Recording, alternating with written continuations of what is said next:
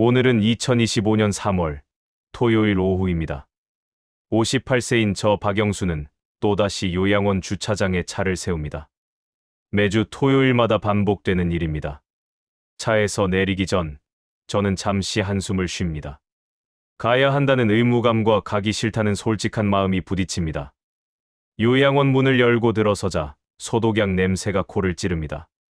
복도를 걸으며 307호를 향합니다. 83세인 아버지 박동진이 계신 방입니다. 문을 열자 아버지는 창가에 앉아 멍하니 밖을 보고 계십니다. 3년 전부터 시작된 치매는 이제 아버지의 기억을 거의 다 지워버렸습니다. 저는 가방에서 과일 바구니를 꺼내며 말합니다. 아버지, 저 왔습니다. 아버지는 천천히 고개를 돌리더니 저를 빤히 쳐다봅니다. 그 눈빛에는 인식이 없습니다. 아버지는 제가 누구인지 모릅니다. 이런 날이 이제는 더 많습니다. 누구시오? 아버지가 묻습니다. 저는 의자를 끌어당겨 앉으며 대답합니다. 아들 영수입니다.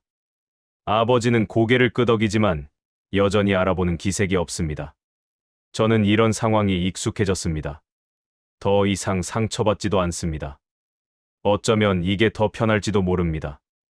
아버지와 마주 앉아 이야기할 필요도 없고 어색한 침묵을 견딜 필요도 없으니까요. 솔직히 말하자면 저는 평생 아버지를 좋아한 적이 없습니다. 아니, 존경한 적도, 닮고 싶었던 적도 없습니다. 제 기억 속 아버지는 늘 무기력하고 무능한 사람이었습니다. 어머니가 혼자 고생하며 우리 남매를 키울 때 아버지는 아무것도 하지 않았습니다. 그저 집에서 술만 마시고 잠만 잤습니다. 아버지는 갑자기 제 손을 덥석 잡습니다. 그리고 떨리는 목소리로 말합니다. 미안하다. 내가 다 망쳤다. 저는 손을 빼려 하지만 아버지는 놓지 않습니다. 미안해. 정말 미안해. 아버지의 눈에 눈물이 맺힙니다. 저는 불편합니다. 아버지가 무엇을 미안해하는지 모르겠지만 이런 모습을 보는 게 싫습니다. 괜찮습니다. 이제 다 지난 일입니다. 저는 최대한 무덤덤하게 말합니다. 하지만 아버지는 계속 중얼거립니다. 빨간 노트, 책상 서랍, 진실을. 무슨 소리인지 모르겠습니다. 치매 환자가 하는 횡설수설이겠지요. 저는 고개를 끄덕이며 적당히 맞장구 칩니다. 네, 알겠습니다. 아버지는 그제야 손을 놓고 다시 창밖을 바라봅니다. 15분이 지났습니다. 저는 벌써 시계를 3번이나 봤습니다. 더 이상 할 이야기가 없습니다. 아니, 애초에 할 이야기가 있었던 적도 없습니다. 저는 자리에서 일어나며 말합니다. 아버지, 저 이만 가봐야겠습니다. 다음 주에 다시 올게요. 복도로 나서는데 담당 간호사가 다가옵니다. 50대 중반쯤 되어 보이는 분입니다. 박영수님, 잠깐만요. 간호사가 저를 멈춰 세웁니다. 요즘 아버님이 매일 똑같은 말씀만 하세요. 빨간 노트가 어쩌고, 책상 서랍이 어쩌고. 혹시 무슨 뜻인지 아세요? 저는 고개를 젓습니다. 잘 모르겠습니다. 치매 증상 아닐까요? 간호사가 말합니다. 그럴 수도 있는데 워낙 반복하셔서요. 혹시 집에 가보시면 뭔가 있지 않을까 싶어서요. 저는 대충 알겠다고 대답하고 요양원을 나섭니다. 차에 타서 시동을 겁니다. 집으로 돌아가는 길, 저는 아버지의 말이 자꾸 떠오릅니다. 빨간 노트, 책상 서랍, 진실.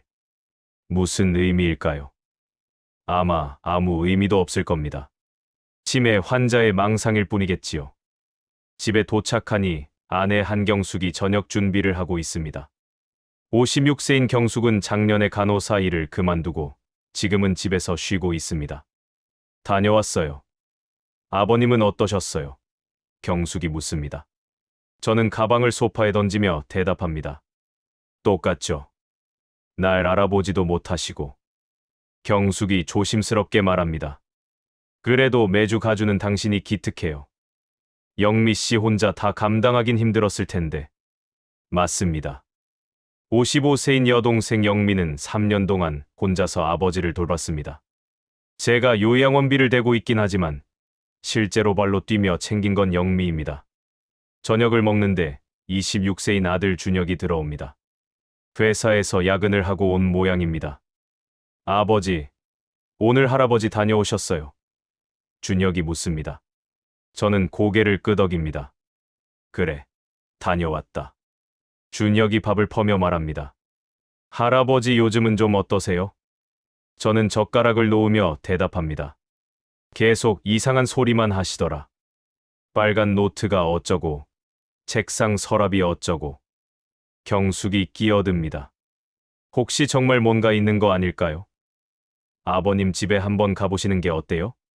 저는 귀찮다는 표정을 짓습니다. 뭐가 있겠어요? 그냥 치매 증상이에요. 하지만 경숙은 포기하지 않습니다. 그래도 혹시 모르잖아요. 이번 주말에 영미 씨랑 같이 아버님 집 정리하기로 했다며? 그때 한번 찾아보세요. 맞습니다. 이번 주말에 영미와 함께 아버지 집을 정리하기로 했습니다. 아버지는 2023년 6월에 요양원에 들어가셨지만 40년 넘게 사신 집은 아직 그대로입니다. 이제는 정리를 해야 할 때입니다. 어차피 아버지가 돌아가실 집도 아니니까요. 그날 밤, 저는 잠이 오지 않아 뒤척입니다. 아버지의 떨리는 목소리가 자꾸 귓가에 맴돕니다. 미안하다. 내가 다 망쳤다. 무엇이 미안하다는 걸까요? 대체 무엇을 망쳤다는 걸까요? 저는 이불을 뒤집어쓰며 생각을 지웁니다. 다음 주 토요일이 되었습니다. 저는 영미와 함께 아버지 집으로 향합니다.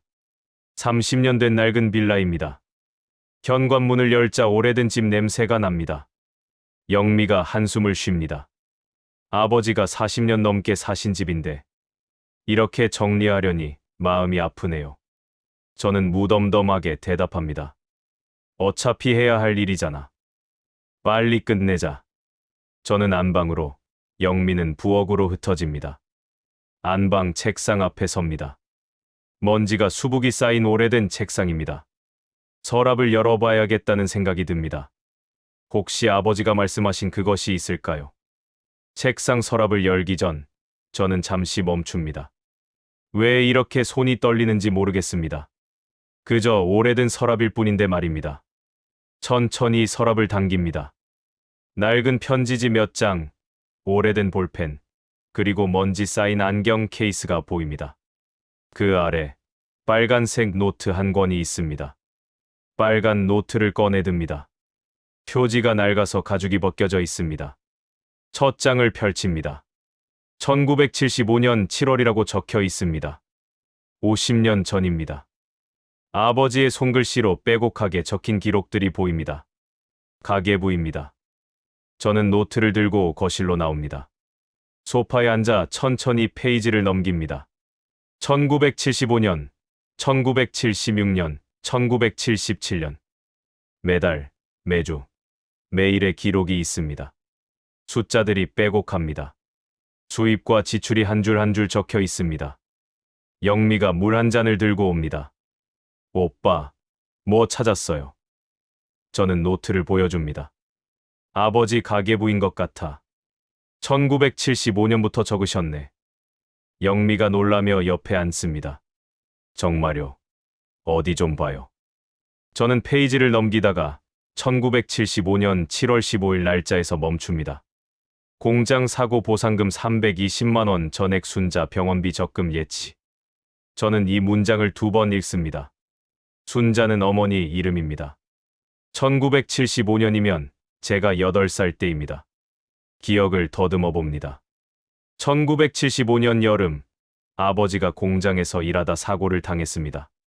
왼팔이 기계에 끼어 크게 다쳤습니다. 저는 병원에 누워 계신 아버지를 본 기억이 있습니다. 붕대로 감긴 팔과 창백한 얼굴. 그 뒤로 아버지는 공장 일을 그만두셨습니다. 당시 보상금으로 320만 원을 받으셨다는 이야기를 들었습니다. 1975년 기준으로 엄청난 돈이었습니다. 아버지의 5년치 월급보다 많은 금액이었습니다.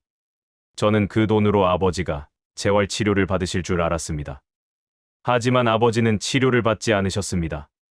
왼팔은 제대로 펴지지도 않았고 무거운 것을 들 수도 없게 되었습니다. 어린 저는 궁금했습니다. 보상금은 어디로 간 걸까요? 큰형 철수가 말했습니다. 아빠가 다 써버렸대. 술 마시고 놀러 다니느라. 저는 그 말을 믿었습니다. 그런데 지금 이 노트에는 전혀 다른 내용이 적혀 있습니다. 320만 원 전액을 어머니 병원비를 위한 적금에 넣었다고 적혀 있습니다. 저는 계속 페이지를 넘깁니다. 1977년 3월 5일. 순자 폐암 진단. 수술비 180만 원 필요. 적금 해약 시작. 제가 10살 때입니다. 어머니가 폐암 진단을 받으신 날입니다. 그날의 기억이 생생합니다. 학교에서 돌아왔을 때 집안 분위기가 이상했습니다.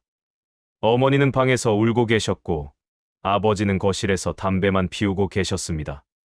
큰형 철수가 저에게 말했습니다. 엄마가 아프시대. 많이 아프시대. 당시 13살이었던 철수도 겁에 질린 얼굴이었습니다. 그 뒤로 어머니는 병원과 집을 오가셨습니다. 수술을 받으셨고 항암 치료를 받으셨습니다. 머리카락이 빠지셨고 몸무게가 줄어드셨습니다. 그래도 어머니는 학교에 출근하셨습니다. 초등학교 교사였던 어머니는 1981년까지 일을 하셨습니다. 저는 노트에 1977년부터 1982년까지 기록을 자세히 봅니다. 매달 병원비가 적혀 있습니다. 월 평균 47만 원입니다. 5년 동안 총 2,800만 원이 넘습니다. 어마어마한 금액입니다. 당시 어머니 월급이 15만 원 정도였으니 병원비만으로도 월급의 3배가 넘는 돈이 필요했던 겁니다. 그 돈을 어떻게 마련했을까요? 저는 항상 어머니가 혼자 다 감당하신 줄 알았습니다. 교사 월급으로 우리를 먹이고 입히고 병원비까지 내신 줄 알았습니다. 아버지는 아무것도 안 하신 줄 알았습니다. 노트에 1977년 4월 1일 기록을 봅니다. 새벽 청소일 시작. 오전 4시부터 7시까지. 월 8만 원. 저는 숨이 멎습니다. 아버지가 일을 하셨다는 겁니까?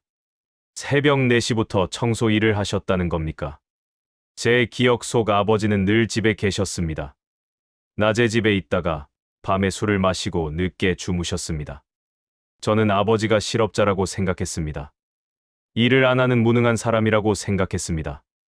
하지만 이 기록대로라면 아버지는 새벽 4시에 일어나 7시까지 일을 하셨습니다. 그리고 집으로 돌아와 잠을 주무셨습니다. 제가 학교 가기 전 아버지를 본 적이 거의 없던 이유가 이것이었습니까? 아버지는 이미 일을 하러 나가신 상태였던 겁니다. 영미가 제 어깨를 툭 칩니다. 오빠, 괜찮아요. 저는 정신을 차립니다. 응, 괜찮아. 하지만 괜찮지 않습니다. 머릿속이 복잡합니다. 50년 동안 믿어왔던 모든 것이 흔들리고 있습니다. 노트에 1980년 5월 기록을 봅니다. 철수 학원비 50만 원, 영수 학원비 30만 원, 영미 분유값 5만 원. 당시 철수는 16살, 저는 13살, 영미는 10살이었습니다. 아버지는 우리 셋의 교육비와 생활비를 모두 기록하셨습니다. 1982년 11월 30일 기록이 보입니다. 순자 장례비 부족. 내 보험 해약 500만 원. 어머니가 돌아가신 날입니다. 저는 15살이었습니다. 그날의 기억은 너무 선명합니다. 장례식장은 조용했습니다. 어머니를 아는 분들이 많이 오셨습니다. 학교 동료 선생님들, 교회 분들, 친척들 모두 울었습니다. 하지만 아버지는 울지 않으셨습니다. 장례식 내내 무표정으로 앉아 계셨습니다. 당시 큰형 철수가 제게 말했습니다. 저 사람 봐라. 아내가 죽었는데도 눈물 한 방울 안 흘리네. 원래 사랑도 없었나 봐. 저도 그렇게 생각했습니다. 아버지는 어머니를 사랑하지 않으셨다고. 그래서 돌아가셨는데도 울지 않으신다고. 하지만 이 노트의 기록은 다릅니다. 아버지는 어머니를 위해 모든 것을 하셨습니다. 본인의 재활 치료비를 포기하고 적금을 넣으셨습니다. 새벽 4시에 일어나 청소 일을 하셨습니다. 5년 동안 매달 병원비를 마련하셨습니다. 마지막에는 본인 보험까지 해약하셨습니다. 영미가 노트를 함께 봅니다. 페이지를 넘기다가 영미도 얼어붙습니다. 오빠, 이거. 영미의 목소리가 떨립니다. 아버지가. 이렇게. 영미는 더 이상 말을 잇지 못하고 눈물을 흘립니다. 저는 노트를 꼭 쥡니다. 이 노트에 적힌 모든 것이 사실이라면 저는 50년 동안 아버지를 완전히 오해하고 살았던 겁니다. 저는 은행에 가서 확인해 봐야겠다고 생각합니다. 정말로 아버지가 적금을 넣으셨는지, 보험을 해약하셨는지 그 모든 것을 확인해야 합니다. 월요일 아침입니다. 저는 회사에 출근하지 않고 은행으로 향합니다. 빨간 노트를 가방에 넣었습니다. 아버지가 거래하시던 은행 지점입니다. 40년 전과 똑같은 자리에 있습니다. 창구 직원에게 말합니다. 박동진 명의 계좌 내역을 확인하고 싶습니다. 1975년부터 2010년까지요. 직원이 묻습니다. 본인이신가요? 저는 신분증을 내밀며 대답합니다. 아들입니다. 아버지가 치매로 요양원에 계십니다. 직원이 서류 작업을 하고 컴퓨터를 확인합니다. 10분쯤 지나자 프린트된 용지 몇 장을 건넵니다. 1975년 이전 기록은 전산화 이전이라 확인이 어렵습니다. 1980년 이후 기록은 여기 있습니다.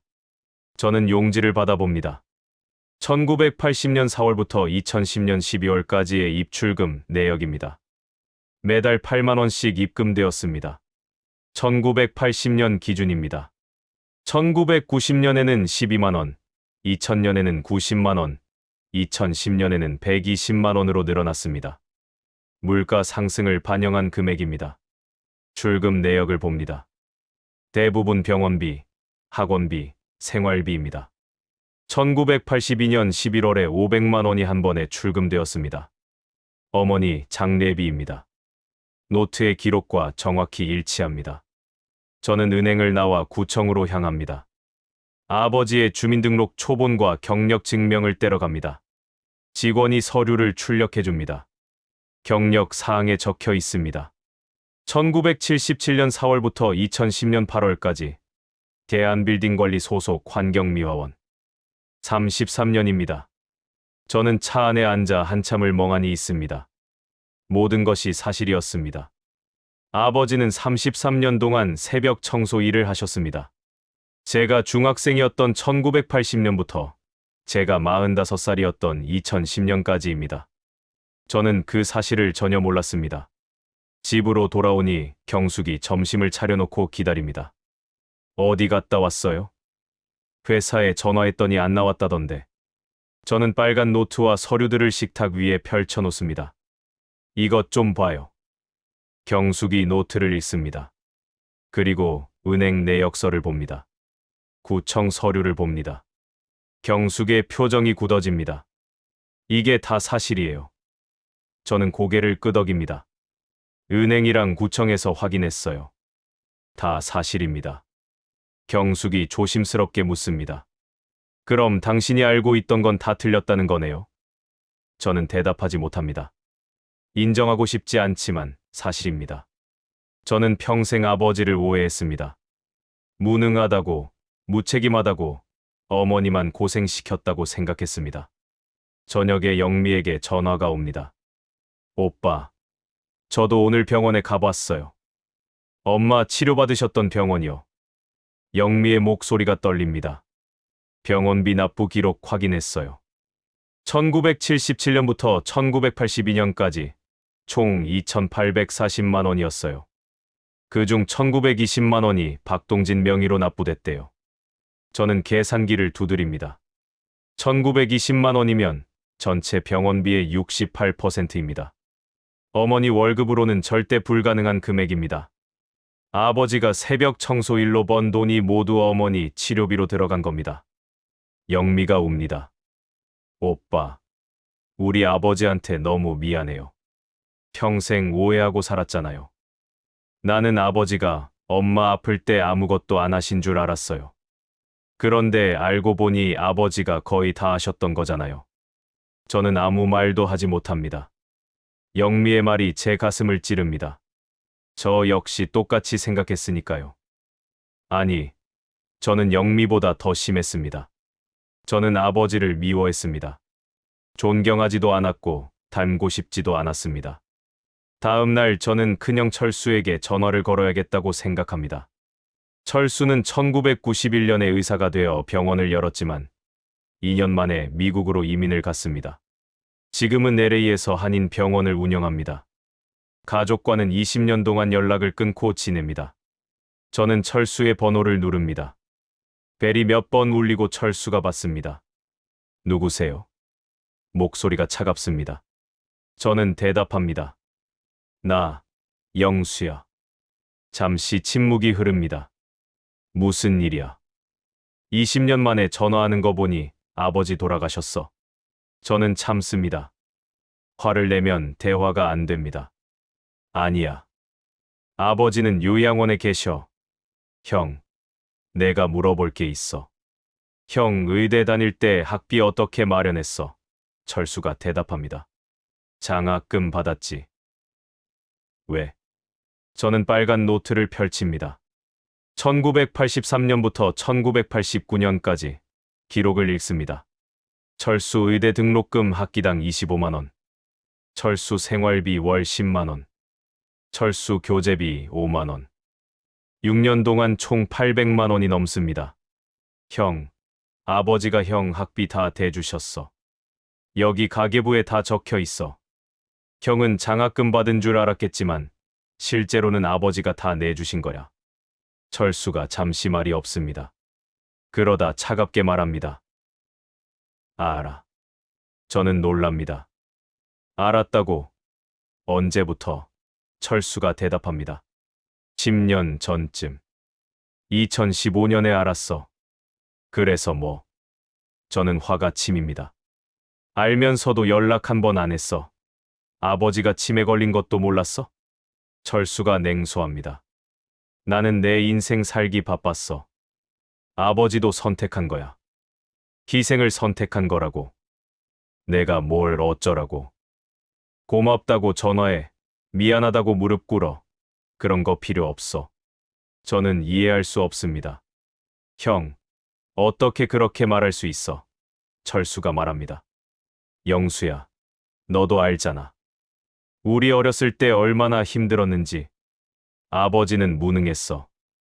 우리한테 아무것도 안 해줬어. 이제 와서 가계부 하나 나왔다고 달라질 게 뭐가 있어? 철수의 목소리에 분노가 섞여 있습니다. 나는 혼자 힘으로 의대 갔어. 혼자 공부했고, 혼자 성공했어. 아버지가 돈 대줬다고 해서 내 인생이 바뀌는 건 아니야. 나는 아버지 없이도 잘 살았어. 저는 반박합니다. 형, 그건 아니잖아. 아버지가 없었으면 형은 의대도 못 갔을 거야. 등록금이 없었으면 어떻게 다녀? 철수가 쏘아붙입니다. 그럼 너는 뭔데? 너도 지금까지 아버지 무시하고 살지 않았어. 요양원비나 대주면서 의무 다했다고 생각하는 거 아니야? 저는 할 말을 잃습니다. 철수의 말이 맞습니다. 저도 똑같았습니다. 아버지를 무능하다고 생각했고 요양원비 대주는 것만으로 도리를 다했다고 여겼습니다. 철수가 말합니다. 영수야, 나한테 전화하지 마. 아버지 장례식 때 연락해. 그때 가서 형식적으로 절이나 하고 올게. 전화가 끊깁니다. 저는 핸드폰을 내려놓고 한참을 멍하니 앉아 있습니다. 경숙이 다가와 제 어깨에 손을 얹습니다. 당신 형도 힘들었나 봐요. 어쩌면 당신 형도 아버님을 닮았는지 몰라요. 감정을 숨기고 혼자 견디는 거요. 저는 고개를 끄덕입니다. 그리고 깨닫습니다. 저 역시 아버지를 닮았다는 것을. 말없이 살아왔고 감정을 드러내지 않았습니다. 저는 다시 빨간 노트를 펼칩니다. 읽지 못한 페이지가 아직 수백 장 남아 있습니다. 아버지의 50년 인생이 여기 담겨 있습니다. 저는 이 노트를 끝까지 읽어야겠다고 결심합니다. 저는 사흘 동안 회사를 쉽니다. 부장에게 개인 사정이라고만 말했습니다. 집 서재에 틀어박혀 빨간 노트를 읽습니다. 1975년부터 2020년까지 45년의 기록입니다. 400페이지가 넘습니다. 1985년 3월 2일 기록을 봅니다. 영수 중학교 입학. 교복비 12만 원, 가방 2만 원, 운동화 1만 5천 원. 제가 중학생이 되던 해입니다.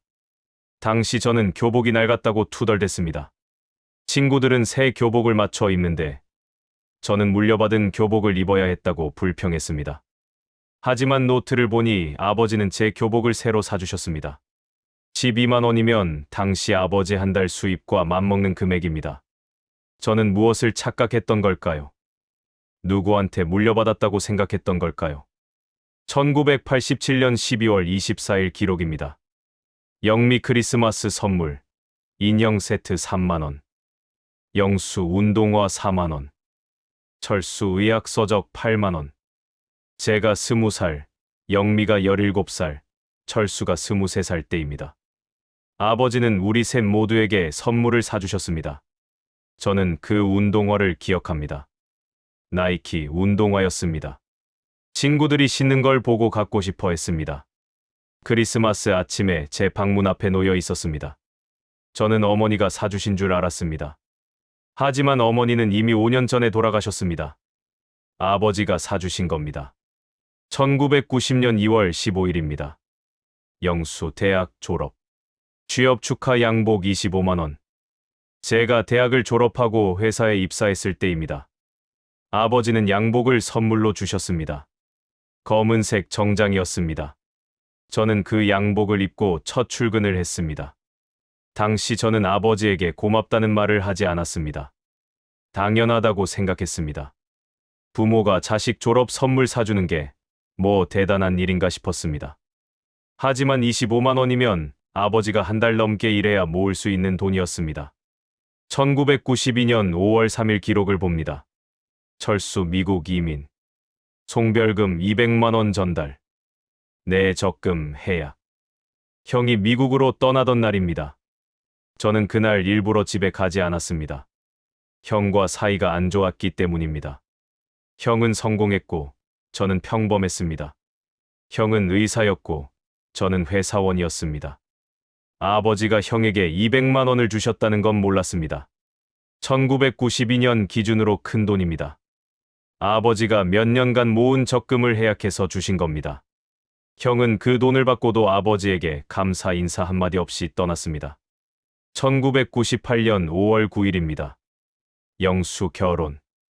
예단 비용 보태기 150만 원. 영미한테 빌림. 제가 경숙과 결혼하던 날입니다. 저희는 작은 결혼식을 올렸습니다. 경숙 집안에서 예단을 준비해야 했는데 제가 돈이 부족했습니다. 아버지가 봉투를 주셨습니다. 150만 원이 들어 있었습니다. 저는 받으면서도 시큰둥했습니다. 이 정도로는 부족하다고 생각했습니다. 친구들은 부모에게 수천만 원씩 받는데 저는 겨우 150만 원이라고 불평했습니다. 하지만 노트를 보니 아버지는 영미에게 돈을 빌려서 마련하신 겁니다. 본인 돈이 없어서 막내딸한테까지 손을 벌리셨던 겁니다. 그렇게까지 해서 제 결혼을 축하해 주셨는데 저는 감사할 줄 몰랐습니다. 1999년 8월 12일 기록입니다. 영수 아들 출생. 손자 준혁. 출산 선물 50만 원. 제 아들 준혁이가 태어난 날입니다. 아버지는 병원에 오셔서 준혁이를 보셨습니다. 그리고 경숙에게 봉투를 건네셨습니다. 저는 그날 아버지에게 차갑게 대했습니다. 병원에 늦게 오셨다고 뭐라고 했습니다. 실은 아버지가 청소 일을 마치고 오신 거였는데 저는 그것도 몰랐습니다. 아버지는 아무 말씀 없이 준혁이만 보고 가셨습니다. 2005년 6월 20일입니다. 준혁이 초등학교 입학 선물, 책가방 8만 원. 준혁이가 초등학교에 들어갔을 때입니다. 아버지는 비싼 책가방을 사주셨습니다. 준혁이는 좋아했지만 저는 불편했습니다. 손자한테 선물 사주지 말라고 했습니다. 우리가 알아서 할 테니 신경 쓰지 말라고 했습니다. 아버지는 알겠다고 하셨습니다. 그 뒤로 준혁이한테 직접 선물을 주시지 않았습니다.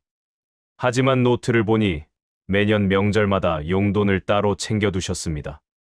제게 전달해달라고 봉투를 주셨는데 저는 받기만 하고 준혁이한테 주지 않았습니다. 저는 노트를 읽으며 깨닫습니다. 아버지는 45년 동안 단 하루도 쉬지 않고 기록하셨습니다. 우리 가족의 모든 순간을 적으셨습니다. 수입과 지출뿐만 아니라 짧은 메모들도 있습니다. 1985년 5월 1일. 영수가 학교에서 상을 받았다고 한다.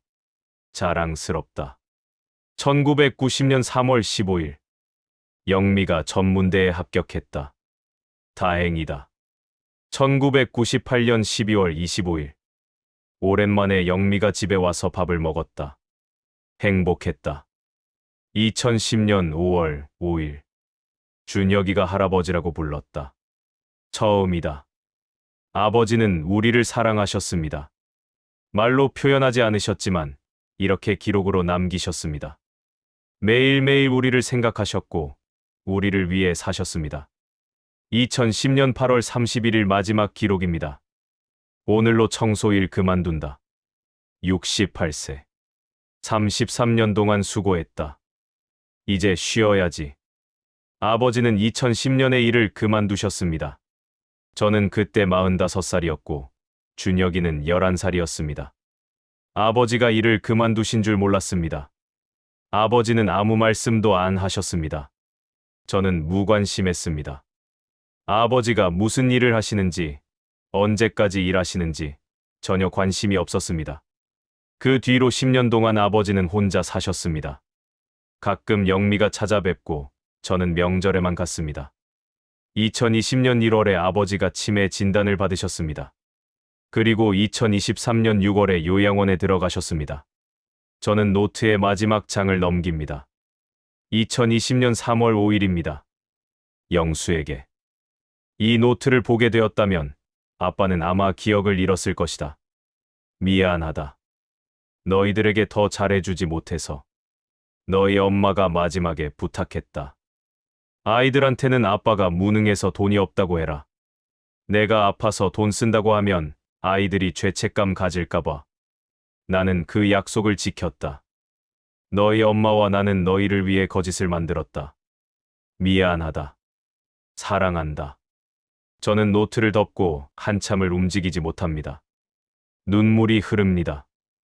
58년 인생에서 처음으로 아버지 앞에서 울어봅니다. 아니, 아버지는 여기 없습니다. 저는 혼자 서재에서 웁니다.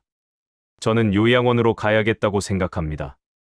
아버지를 만나러 가야 합니다. 빨간 노트를 들고 가야 합니다. 저는 노트를 확인한 뒤 더 많은 증거를 찾아야겠다고 생각합니다. 혹시라도 제 착각일 수 있습니다. 노트만으로는 부족합니다. 구체적인 사실을 하나하나 확인해야 합니다.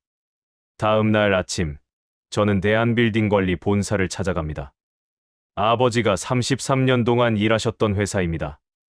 인사팀 과장을 만납니다. 박동진 씨 근무 기록을 확인하고 싶습니다. 아들입니다. 과장이 컴퓨터를 검색합니다.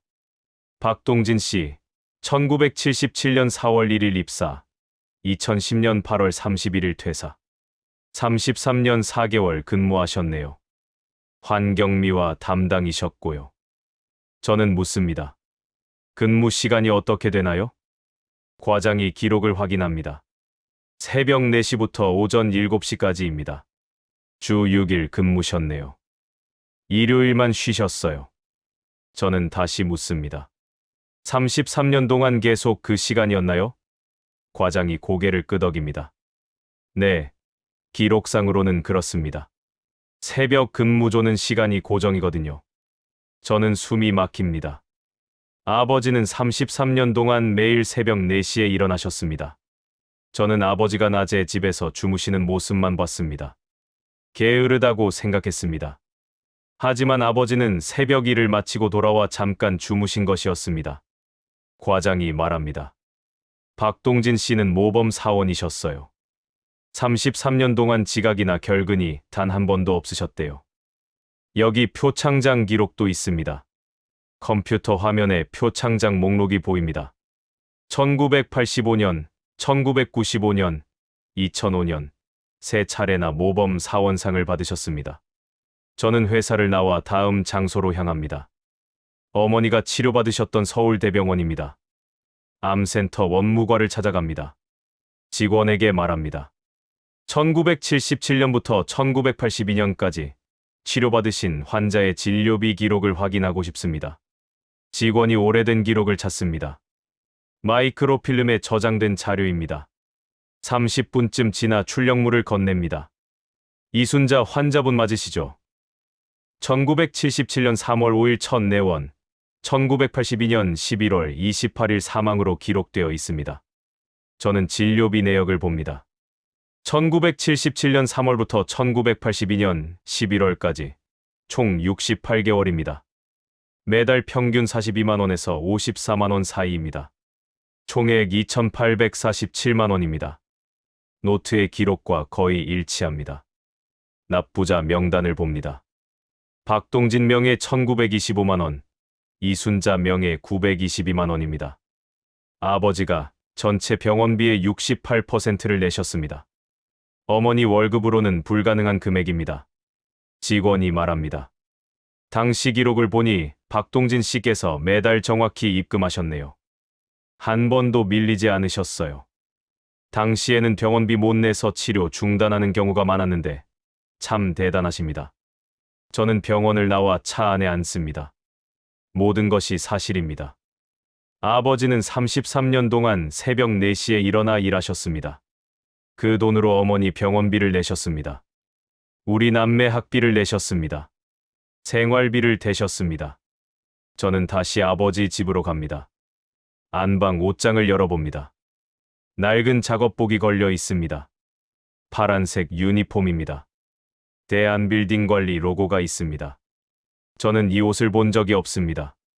아버지가 입고 계신 모습을 한 번도 보지 못했습니다. 옷장 서랍을 열어봅니다. 표창장 3장이 조심스럽게 접혀 있습니다. 1985년, 1995년, 2005년입니다. 아버지는 이것을 우리에게 보여주지 않으셨습니다. 자랑하지 않으셨습니다. 그냥 혼자 간직하셨습니다. 서랍 깊숙이 낡은 봉투가 있습니다. 안에 사진 몇 장이 들어 있습니다. 1982년 어머니 장례식 사진입니다. 아버지가 관 앞에 앉아 계십니다. 저는 이 사진을 처음 봅니다. 사진 속 아버지의 얼굴을 자세히 봅니다. 눈이 퉁퉁 부어 있습니다. 울어서 부은 겁니다. 아버지는 장례식 전에 이미 많이 우셨던 겁니다. 그래서 장례식 당일에는 울지 못하셨던 겁니다. 저는 사진을 보며 기억을 되살립니다. 장례식 3일 전입니다. 저는 학교를 가지 않고 집에 있었습니다. 어머니가 돌아가신 충격으로 아무것도 할 수 없었습니다. 새벽에 화장실을 가려고 일어났습니다. 거실에서 소리가 들렸습니다. 누군가 울고 있었습니다. 살금살금 나가봤습니다. 아버지였습니다. 아버지는 어머니 사진을 안고 소리 없이 울고 계셨습니다. 어깨가 떨리고 있었습니다. 저는 그 모습을 보고 방으로 돌아왔습니다. 당시 저는 이상하다고 생각했습니다. 평소에 어머니한테 무관심하시던 분이 왜 우시는 걸까? 혹시 죄책감 때문일까? 이제 와서 후회하시는 걸까? 하지만 지금 생각하니 전혀 달랐습니다. 아버지는 어머니를 사랑하셨습니다. 5년 동안 매일 병원비를 마련하셨습니다. 본인의 재활 치료를 포기하고 어머니를 살리려 애쓰셨습니다. 그런 아내를 잃은 아버지의 슬픔이 얼마나 컸겠습니까? 저는 봉투를 다시 서랍에 넣습니다. 그리고 책장을 봅니다. 낡은 책들이 꽂혀 있습니다. 대부분 1980년대 책입니다. 제목을 봅니다. 자녀 교육의 지혜, 아버지의 역할, 좋은 부모 되기. 아버지는 이런 책을 읽으셨습니다. 어떻게 하면 좋은 아버지가 될 수 있을까 고민하셨습니다. 하지만 우리에게는 그 마음을 보여주지 않으셨습니다. 말로 표현하지 않으셨습니다. 그냥 묵묵히 일하셨습니다. 저는 다시 빨간 노트를 펼칩니다. 몇 페이지를 건너뛰며 있습니다. 1990년 7월 15일입니다. 영수가 나를 피한다. 내가 무능해서 미안하다. 하지만 이렇게라도 해서 너를 대학까지 보냈다. 좋은 아빠는 못 되어도 내가 굶지 않게는 했다. 1995년 12월 20일입니다. 철수가 미국에서 전화했다. 아버지라고 부르지 않고 그냥 끊었다. 서운하지만 어쩔 수 없다. 내가 제대로 된 아버지가 아니었으니까. 2000년 5월 5일입니다. 준혁이가 할아버지라고 불렀다. 처음이다. 영수는 내가 준혁이 근처에 가는 것도 싫어한다. 하지만 손자 얼굴을 볼 수 있어서 감사하다. 2015년 8월 10일입니다. 영미가 집에 와서 밥을 해주었다. 고맙다. 너만 나를 잊지 않는구나. 영수와 철수는 명절에도 오지 않는다. 내 잘못이다. 저는 노트를 덮습니다. 더 이상 읽을 수 없습니다. 가슴이 너무 아픕니다. 아버지는 평생 혼자 아파하셨습니다. 우리에게 서운한 마음을 한 번도 표현하지 않으셨습니다. 그저 이 노트에 조용히 적으셨습니다. 저는 핸드폰을 꺼내 영미에게 전화를 겁니다. 영미야, 나 지금 아버지 집이야. 너 혹시 아버지가 새벽에 일하신 거 알았어? 영미가 대답합니다. 응, 알았어. 10년 전쯤 우연히 알았어. 저는 놀랍니다. 알았으면 왜 나한테 말 안 했어? 영미가 한숨을 쉽니다. 말해도 오빠가 안 믿을 것 같아서. 오빠는 아버지를 너무 싫어했잖아. 그리고 아버지가 비밀로 해달라고 하셨어. 자식들한테 미안하다고. 저는 목이 메입니다. 영미만 알고 있었습니다. 영미만 아버지의 희생을 알았습니다. 그래서 영미가 3년 동안 혼자 아버지를 돌봤던 겁니다. 저는 요양원비만 대고 발길을 끊었는데 영미는 매주 찾아뵙고 있었습니다. 저는 요양원으로 가야겠다고 다짐합니다. 아버지를 만나러 가야 합니다. 저는 요양원으로 가기 전에 해야 할 일이 하나 더 있습니다. 큰형 철수에게 다시 전화를 걸어야 합니다. 지난번 통화에서 철수는 10년 전에 진실을 알았다고 했습니다. 저는 그 이야기를 더 들어야 합니다. 핸드폰을 듭니다. 철수의 번호를 누릅니다. 이번에는 한참을 기다려야 받습니다. 또 뭐야? 철수의 목소리가 짜증 섞여 있습니다. 저는 침착하게 말합니다. 형, 나 다시 영수야. 형이 10년 전에 알았다고 했잖아. 어떻게 알게 된 거야? 철수가 한숨을 쉽니다. 꼭 알아야겠어. 저는 대답합니다. 응, 알아야겠어. 형도 나처럼 노트 본 거야? 철수가 잠시 말이 없습니다. 그러다 천천히 말합니다. 아니, 노트는 몰랐어. 나는 다르게 알았지. 철수가 이야기를 시작합니다. 2015년 가을이었답니다. 철수는 한국에 잠깐 들어왔습니다. 학회 참석 때문이었습니다. 철수는 아버지한테 연락하지 않았습니다. 20년 넘게 연락을 끊고 지냈으니까요. 학회가 끝나고 호텔로 돌아가는 길이었습니다. 새벽 6시쯤이었습니다. 택시를 타려고 길을 걷는데 낯익은 사람이 보였습니다. 파란 작업복을 입은 노인이었습니다. 걸음이 느리고 허리가 굽어 있었습니다. 철수는 처음에 누군지 몰랐습니다. 그냥 지나쳤습니다. 그런데 뭔가 찝찝해서 뒤돌아봤습니다. 노인도 마침 뒤를 돌아봤습니다. 눈이 마주쳤습니다. 아버지였습니다. 철수는 얼어붙었습니다. 아버지도 놀란 표정이었습니다. 철수가 먼저 다가갔습니다. 아버지. 아버지는 당황하셨습니다. 철수야? 너 언제 왔니? 철수가 물었습니다. 아버지는 왜 이 시간에 여기 계세요? 이 옷은 뭐예요?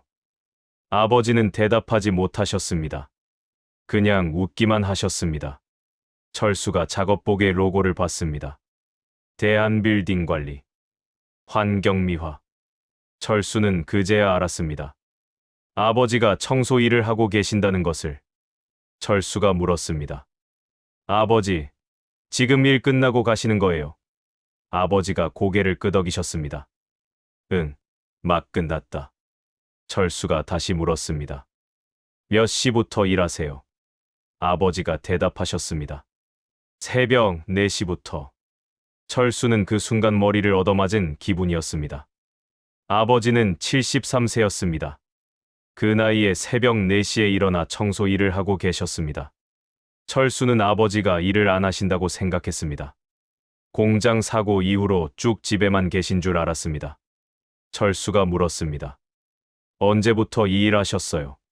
아버지가 대답하셨습니다. 오래됐지.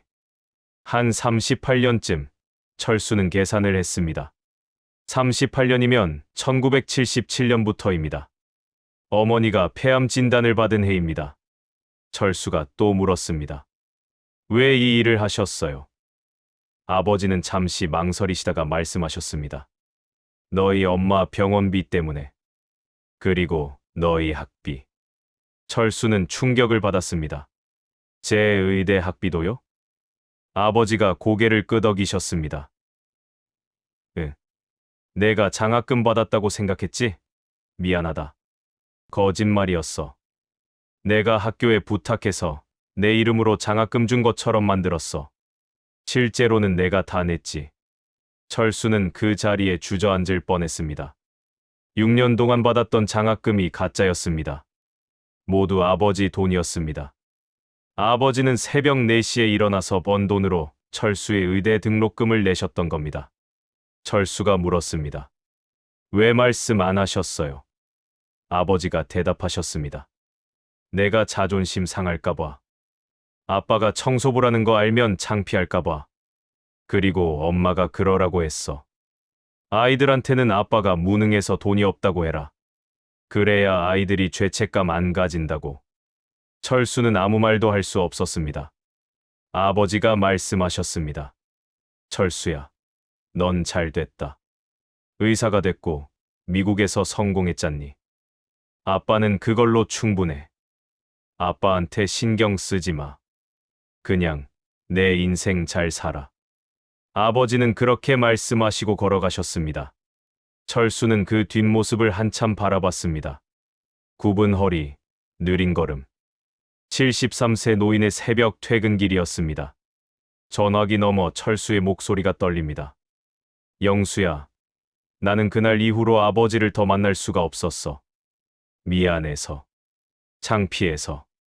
내가 20년 동안 아버지를 무시하고 살았는데 알고 보니 내 모든 게 아버지 덕분이었던 거야.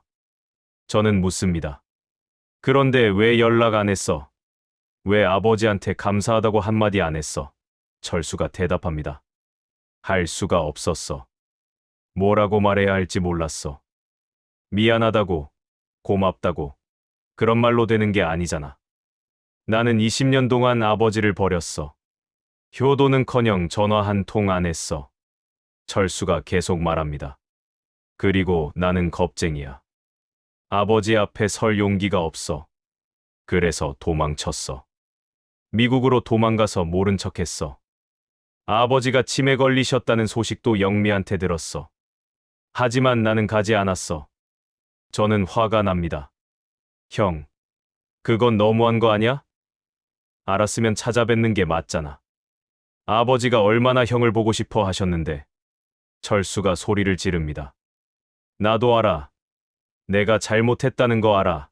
하지만 나는 할 수가 없었다고. 전화기 너머로 철수가 우는 소리가 들립니다. 61세 의사가 울고 있습니다. 영수야, 나는 아버지를 닮았어. 감정을 숨기고 혼자 견디는 것. 말로 표현 못하는 것. 도망치는 것.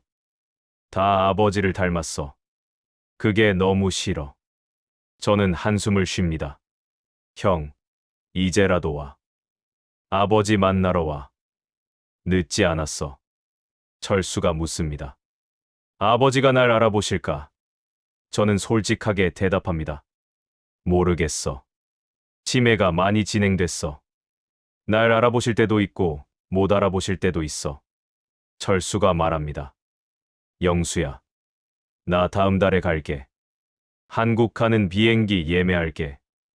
아버지한테 사과하고 싶어. 저는 대답합니다. 알았어. 형, 기다릴게. 전화를 끊고 저는 아들 준혁에게 전화를 겁니다. 준혁은 회사에 있습니다. 준혁아, 너 오늘 저녁에 시간 있니? 준혁이 대답합니다. 네, 아버지. 무슨 일이세요? 저는 말합니다. 할아버지 요양원 같이 가자. 할아버지한테 드릴 말씀이 있어. 준혁이 조금 놀란 듯 말합니다. 아버지가 먼저 할아버지 가자고 하시다니 신기하네요. 알겠습니다. 6시에 퇴근하면 바로 갈게요. 저는 전화를 끊고 빨간 노트를 가방에 넣습니다. 경숙이 다가옵니다. 당신, 요양원 가는 거예요? 저는 고개를 끄덕입니다. 네, 준혁이랑 같이요. 경숙이 웃습니다. 다행이네요. 당신이 드디어 아버님을 제대로 보게 됐네요. 저는 경숙의 손을 잡습니다. 당신 말이 맞았어요. 언젠가 후회할 거라는 말. 지금 정말 후회돼요. 저는 요양원으로 향합니다. 준혁과 함께입니다. 저녁 6시 30분. 저와 준혁은 요양원에 도착합니다. 주차장에서 준혁이 묻습니다. 아버지, 할아버지한테 뭐라고 말씀하실 거예요? 저는 가방 속 빨간 노트를 만지며 대답합니다. 미안하다고. 그리고 고맙다고. 준혁이 조심스럽게 말합니다. 아버지, 저도 할아버지한테 사과하고 싶어요. 저도 할아버지를 제대로 몰랐어요. 어렸을 때 할아버지가 저한테 선물 주시려고 하면 아버지가 받지 말라고 하셨잖아요. 저는 그게 당연한 줄 알았어요. 저는 고개를 숙입니다. 맞습니다. 저는 준혁이한테도 아버지를 멀리하라고 가르쳤습니다. 할아버지는 무능한 사람이니 본받지 말라고 했습니다. 저는 준혁이에게까지 아버지에 대한 편견을 물려준 겁니다. 307호 문을 엽니다. 아버지는 침대에 앉아 계십니다. 창밖을 멍하니 바라보고 계십니다. 저는 천천히 다가갑니다. 아버지. 아버지가 고개를 돌립니다. 잠시 저를 쳐다보시더니 웃으십니다. 영수야. 놀랍습니다. 오늘은 저를 알아보십니다. 지난 몇 주 동안은 저를 못 알아보시던 날이 더 많았는데 오늘은 또렷하십니다. 준혁이 다가가 인사합니다. 할아버지, 저 준혁이에요. 아버지가 준혁을 보며 말씀하십니다. 우리 손자. 컸네. 저는 의자를 끌어당겨 아버지 앞에 앉습니다. 가방에서 빨간 노트를 꺼냅니다. 아버지는 노트를 보시더니 눈이 커집니다. 그거 어디서 났니? 저는 대답합니다. 아버지 집 책상 서랍에 있었어요. 아버지가 찾으라고 하셨잖아요. 아버지가 노트를 만지십니다. 떨리는 손으로 표지를 쓰다듬으십니다. 이걸 봤구나. 저는 고개를 끄덕입니다. 네, 다 읽었어요. 1975년부터 2020년까지 전부요. 아버지의 눈에 눈물이 맺힙니다. 미안하다. 저는 아버지의 손을 잡습니다. 아니에요, 아버지. 제가 미안해요. 저는 평생 아버지를 오해했어요. 아버지가 무능하다고 생각했어요. 어머니만 고생시켰다고 믿었어요. 하지만 다 제가 틀렸어요. 아버지가 말씀하십니다. 아니야. 나는 정말 무능했어. 너희 엄마 아플 때 제대로 돌봐주지도 못했고, 너희 학교 운동회도 한 번도 못 갔고, 너희가 상 받을 때도 옆에 없었고. 저는 아버지 말씀을 가로막습니다. 아버지는 새벽 4시에 일하셨잖아요. 33년 동안요. 그 돈으로 어머니 병원비 내셨고, 저희 학비 대주셨어요. 아버지는 최고의 아버지셨어요. 아버지가 고개를 젓습니다. 아니야. 좋은 아버지는 아이들 옆에 있어주는 거야. 같이 밥 먹고, 같이 놀아주고, 학교 행사에 가주는 거지. 나는 그런 거 하나도 못했어. 돈만 벌었지. 준혁이 끼어듭니다. 할아버지, 저는 할아버지가 자랑스러워요. 73세까지 일하신 거 정말 대단하세요. 제 친구들 할아버지 중에 그런 분 없어요. 아버지가 준혁을 보며 웃으십니다. 고맙다. 준혁아. 저는 노트를 펼칩니다. 마지막 페이지입니다. 2020년 3월 5일 기록을 읽어드립니다. 영수에게. 이 노트를 보게 되었다면 아빠는 아마 기억을 잃었을 것이다. 미안하다. 너희들에게 더 잘해주지 못해서. 아버지가 제 손을 잡으십니다. 영수야, 너희 엄마 마지막 말 알아. 저는 고개를 젓습니다. 어머니는 1982년 11월 28일에 돌아가셨습니다. 저는 15살이었고 학교에 있었습니다. 집에 돌아왔을 때는 이미 어머니가 숨을 거두신 뒤였습니다. 아버지가 말씀하십니다. 엄마가 마지막에 나한테 부탁했어. 아이들한테는 아빠가 무능해서 돈이 없다고 해라. 내가 아파서 돈 많이 썼다고 하면 아이들이 죄책감 가질까봐. 그래서 나는 그렇게 했어. 너희한테 미안한 아빠로 남기로 했어. 저는 눈물을 참지 못합니다. 아버지, 그렇게까지 하실 필요 없었어요. 저희가 알았으면 더 감사했을 텐데요. 아버지가 말씀하십니다. 아니야. 너희 엄마 말이 맞았어. 너희는 죄책감 없이 자랐잖니. 철수는 의사 됐고, 너는 좋은 회사 다니고, 영미는 카페하고. 다들 잘 됐어. 저는 반박하고 싶습니다. 저희가 잘 된 게 아니라 아버지 덕분이라고 말하고 싶습니다. 하지만 아버지는 계속 말씀하십니다. 영수야, 나는 후회 없어. 너희를 키우면서 행복했어. 비록 너희가 나를 좋아하지 않았어도 나는 너희를 사랑했어. 그걸로 충분해. 저는 아버지를 끌어안습니다. 58년 인생에서 처음으로 아버지를 안아봅니다. 아버지의 어깨가 얇습니다. 83세 노인의 몸은 너무 가볍습니다. 아버지, 사랑합니다. 존경합니다. 고맙습니다. 아버지가 제 등을 토닥입니다. 고맙다, 영수야. 이렇게 와줘서. 준혁도 함께 앉습니다. 3대가 함께 안고 웁니다. 요양원 침대 위에서 우리 가족은 처음으로 진짜 가족이 됩니다. 한참 뒤 아버지가 말씀하십니다. 영수야, 철수는 어떻게 지내니? 저는 대답합니다. 형이 다음 달에 온대요. 아버지 만나러요. 아버지의 얼굴이 밝아집니다. 정말, 철수가 온다고. 저는 고개를 끄덕입니다. 네, 형이 아버지한테 사과하고 싶대요. 아버지가 웃으십니다. 사과는 무슨? 철수가 잘 되면 그걸로 된 거지. 저는 말합니다. 아버지, 형도 아버지를 사랑해요. 다만 표현을 못할 뿐이에요. 아버지 닮아서요. 아버지가 픽 웃으십니다. 내가 그랬지. 말을 잘 못했어. 사랑한다는 말, 미안하다는 말, 고맙다는 말. 다 속으로만 했지. 저는 말합니다. 이제 저도 배웠어요. 말로 해야 한다는 거요. 아버지, 제가 매주 올게요. 준혁이랑 같이요. 아버지가 놀라십니다. 매주 바쁠 텐데. 저는 웃습니다. 회사 그만뒀어요. 아버지 근처로 이사하려고요. 이제 제가 아버지 곁에 있을게요. 아버지가 손을 내젓습니다. 안 돼. 내 일이 중요하지. 저는 아버지 손을 잡습니다. 아버지가 더 중요해요. 35년 동안 회사 다녔으면 됐어요. 이제는 아버지랑 시간을 보내고 싶어요. 아버지가 눈물을 흘리십니다. 고맙다, 아들아. 그날 저녁 저는 3시간 동안 아버지와 이야기합니다. 어린 시절 이야기, 어머니 이야기, 형제 이야기. 아버지는 또렷하게 기억하십니다. 치매가 있으시지만 오늘만큼은 정신이 맑으십니다. 밤 9시가 되어 저는 일어섭니다. 아버지, 내일 또 올게요. 영미도 데려올게요. 아버지가 고개를 끄덕이십니다. 그래, 영미. 우리 딸.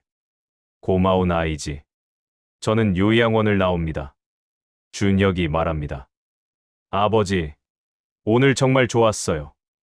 할아버지 얼굴이 이렇게 밝으신 거 처음 봤어요. 저는 고개를 끄덕입니다. 응, 나도 아버지가 웃으시는 거 처음 봤다. 집으로 돌아가는 길, 저는 영미에게 전화를 겁니다. 내일 함께 요양원에 가자고 말합니다. 3개월이 지났습니다. 2025년 6월입니다. 저는 회사를 정리했습니다. 35년 동안 다니던 회사를 그만두는 게 쉽지 않았지만 후회는 없습니다. 퇴직금으로 요양원 근처에 작은 집을 얻었습니다. 경숙과 함께 이사했습니다. 매일 아침 저는 요양원으로 갑니다. 아버지와 함께 아침을 먹습니다. 치매가 있으셔서 어떤 날은 저를 알아보시고 어떤 날은 못 알아보십니다. 하지만 괜찮습니다. 제가 아버지 곁에 있다는 것만으로 충분합니다. 오늘은 특별한 날입니다. 큰형 철수가 한국에 도착하는 날입니다. 저와 영미는 공항으로 마중을 나갑니다. 인천공항 입국장에서 철수를 기다립니다.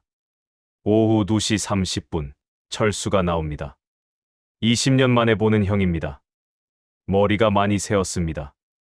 61세입니다. 철수도 늙었습니다. 철수가 저를 보고 멈춥니다. 잠시 망설이다가 다가옵니다. 영수야. 저는 대답합니다. 형, 오랜만이야.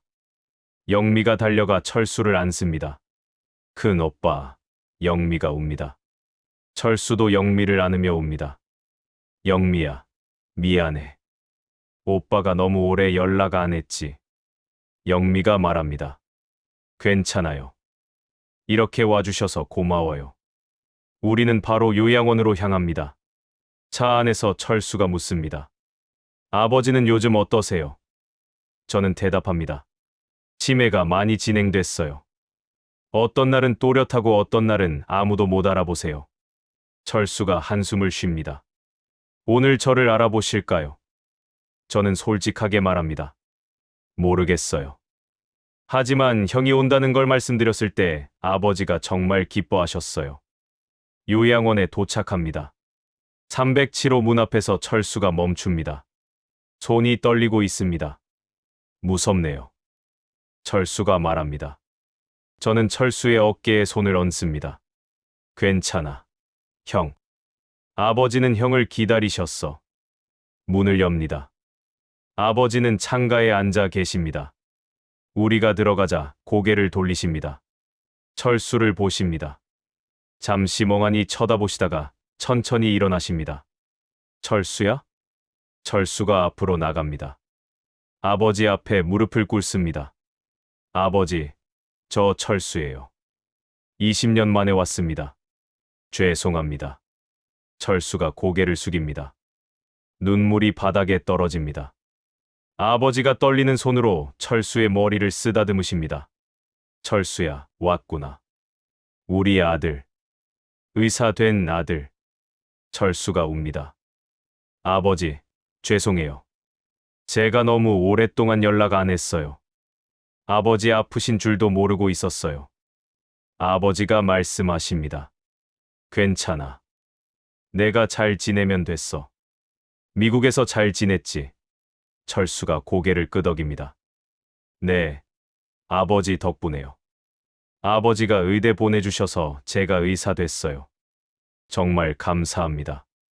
아버지가 웃으십니다. 감사는 무슨. 아빠가 할 일 했지. 철수가 말합니다. 아버지, 2015년에 뵀던 거 기억하세요? 새벽에 일하시던 거 봤잖아요. 저 그때 정말 충격받았어요. 아버지가 73세까지 일하신 거요. 아버지가 기억을 더듬으십니다. 그랬나? 잘 기억이 안 나네. 치매 때문입니다. 10년 전 일은 기억하기 어려우십니다. 철수가 말합니다. 괜찮아요. 제가 기억하니까요. 아버지, 사랑합니다. 저와 영미도 다가갑니다. 우리 남매 셋이 아버지를 둘러쌉니다. 아버지가 우리를 한 명씩 쳐다보십니다. 철수, 영수, 영미. 다 컸네. 다들 잘 자랐어. 영미가 웁니다. 아버지, 저희 아버지 정말 자랑스러워요. 평생 일하시면서 저희 키워주셔서 감사해요. 아버지가 말씀하십니다. 아니야. 아빠가 더 잘해줬어야 했는데. 미안하다. 저는 말합니다. 아버지, 아버지는 최고였어요. 앞으로 제가 아버지 모실게요. 이제 편히 쉬세요. 아버지가 제 손을 잡으십니다. 고맙다, 영수야. 넌 효자야. 그날 저녁 우리 남매는 아버지와 함께 저녁을 먹습니다. 요양원 식당이 아니라 밖에 있는 한식당에서 외식을 합니다. 아버지가 좋아하시는 된장찌개를 주문합니다. 아버지는 맛있게 드십니다. 식사를 마치고 요양원으로 돌아옵니다. 아버지를 침대에 모십니다. 철수가 아버지께 말합니다.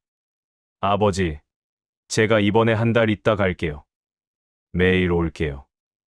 아버지가 놀라십니다. 한 달이나 병원은? 철수가 웃습니다. 괜찮아요. 다 정리하고 왔어요. 아버지가 더 중요하니까요. 아버지가 철수의 손을 잡으십니다. 고맙다, 아들아. 우리는 요양원을 나옵니다. 주차장에서 철수가 말합니다. 영수야, 영미야, 우리 내일도 같이 와요. 매일 같이 와요.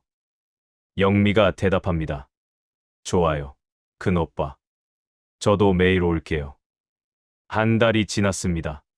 철수는 약속대로 매일 아버지를 찾아뵙습니다. 저와 영미도 함께합니다. 준혁이도 퇴근 후 자주 옵니다. 아버지는 가족들에 둘러싸여 행복해 하십니다. 어떤 날은 아버지가 우리를 알아보시고 어떤 날은 못 알아보십니다. 하지만 우리는 매일 옵니다. 아버지가 알아보시든 못 알아보시든 상관없습니다. 우리가 아버지를 사랑한다는 것만 중요합니다. 철수가 미국으로 돌아가는 날입니다. 공항에서 철수가 말합니다. 영수야, 나 3개월 뒤에 다시 올게. 그때는 아예 한국으로 이사 올 생각이야. 저는 놀랍니다. 정말. 철수가 고개를 끄덕입니다. 응. 미국 병원 정리하고 한국에서 다시 시작할 거야. 아버지 곁에 있고 싶어. 3개월 뒤 철수가 정말 돌아옵니다. 가족들과 함께 한국에 옵니다. 철수는 서울에 집을 구하고 작은 의원을 엽니다. 이제 우리 남매 셋 모두 아버지 근처에 살게 되었습니다. 현재 2025년 12월입니다. 아버지는 여전히 요양원에 계십니다. 치매는 더 진행되었습니다. 이제는 우리를 거의 알아보지 못하십니다. 하지만 우리가 오면 웃으십니다. 우리 목소리를 들으시면 편안해 하십니다. 오늘 저는 준혁에게 빨간 노트를 건넵니다. 준혁아, 이거 잘 간직해라. 내 할아버지가 어떤 분이셨는지 이 노트가 알려줄 거다. 그리고 아버지가 어떻게 살아야 하는지도. 준혁이 노트를 받아들고 묻습니다. 아버지, 저도 할아버지처럼 살 수 있을까요? 저는 준혁의 어깨를 토닥입니다. 할 수 있어. 아니, 하지 않아도 돼. 너는 내 방식대로 살아. 다만 가족을 사랑하는 것만 잊지 마라. 저는 요양원으로 향합니다. 아버지를 만나러 갑니다. 오늘도 아버지는 저를 못 알아보실지 모릅니다. 하지만 괜찮습니다. 제가 아버지를 알아보면 됩니다. 제가 아버지를 사랑하면 됩니다. 307호 문을 엽니다. 아버지는 침대에 앉아 계십니다. 제가 들어가자 고개를 드십니다. 저를 쳐다보십니다. 그리고 희미하게 웃으십니다. 아버지의 눈빛에는 평화가 담겨 있습니다. 저는 아버지 옆에 앉습니다. 아버지의 손을 잡습니다. 아버지, 오늘도 왔어요. 아들 영수예요. 아버지는 대답하지 않으십니다. 하지만 제 손을 꼭 쥐십니다. 저는 창밖을 봅니다. 겨울 햇살이 따뜻합니다. 저는 아버지께 속삭입니다. 아버지, 이제 편히 쉬세요. 저희가 아버지 사랑 잊지 않을게요. 아버지가 보여주신 희생, 그 마음 기억할게요. 사랑합니다, 아버지. 진실은 때로 늦게 찾아옵니다. 하지만 늦었다고 생각할 때가 가장 빠른 때입니다. 오해는 풀렸고 원망은 감사로 바뀌었습니다. 아버지의 마지막 선물은 바로 그 진실이었습니다. 빨간 노트 한 권이 우리 가족을 바꿨습니다. 58년 만에 저는 진짜 아버지를 알게 되었습니다.